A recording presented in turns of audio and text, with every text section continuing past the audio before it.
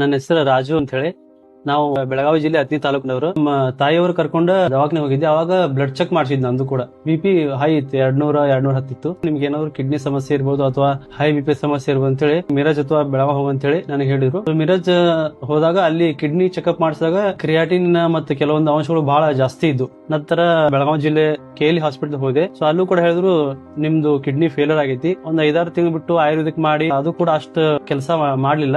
So ಅದಕ್ಕೆ ನಾನು dialysis ಮಾಡ್ಬೇಕಂತೇಳಿ decide ಮಾಡಿ ನಮ್ಮ ಹತ್ತನೇ ಊರಲ್ಲೇ ಸರ್ಕಾರಿ ದವಾಖಾನೆ ಒಳಗ ಅಪಾಯಿಂಟ್ಮೆಂಟ್ ತೊಗೊಳಕ್ ಹೋದೆ. ಸೊ ಅವ್ರಂದ್ರು ಈ ಸದ್ಯಕ್ಕೆ ಸ್ವಲ್ಪ ಬೆಡ್ ಖಾಲಿ ಇಲ್ಲ, ಯಾವ್ದಕ್ಕೂ ನೀವು ಒಂದ್ಸಲ ಬಿಜಾಪುರದಾಗ ಯಶೋಧ ಹಾಸ್ಪಿಟಲ್ ಅಂತ ಐತಿ, ಅಲ್ಲಿ ರವೀಂದ್ರ ಮದರಕಿ ಸರ್ ಅಂತ ಬಹಳ ಒಳ್ಳೆ ಡಾಕ್ಟರ್ ಇದಾರೆ, ಅಲ್ಲಿ ಒಂದ್ಸಲ ತೋರ್ಸ್ಕೊಂಡ್ ಬರ್ರಿ. ಗೂಗಲ್ದಾಗ ಚೆಕ್ ಮಾಡಿ ಮ್ಯಾಪ್ ಹಾಕೊಂಡ್ ಬಂದ್ವಿ.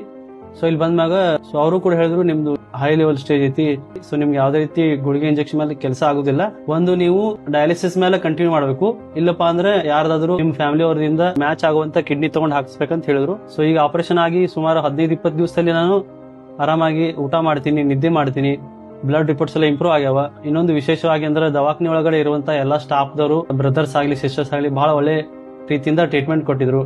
ಓವರ್ ಆಲ್ ಬಹಳ ಒಳ್ಳೆ ಒಂದು ಟ್ರೀಟ್ಮೆಂಟ್, ಒಳ್ಳೆ ಮೆಡಿಸಿನ್ ಕೊಡುವಂತ ನಮ್ಮ ರವೀಂದ್ರ ಮದ್ರಕಿ ಸರ್ ಕೂಡ ಪೇಷಂಟ್ ಅನ್ನ ಬಹಳ ಕಾಳಜಿಯಿಂದ ನೋಡ್ತಾರೆ. ಸೊ ಅವರಿಗೆ ನನ್ನ ಕಡೆಯಿಂದ ಧನ್ಯವಾದಗಳು, ಮತ್ತೆ ಎಲ್ಲಾ ಸ್ಟಾಫ್ ಮತ್ತು ನರ್ಸ್ಗಳಿಗೂ ಕೂಡ ನನ್ನ ಕಡೆಯಿಂದ ಧನ್ಯವಾದಗಳು.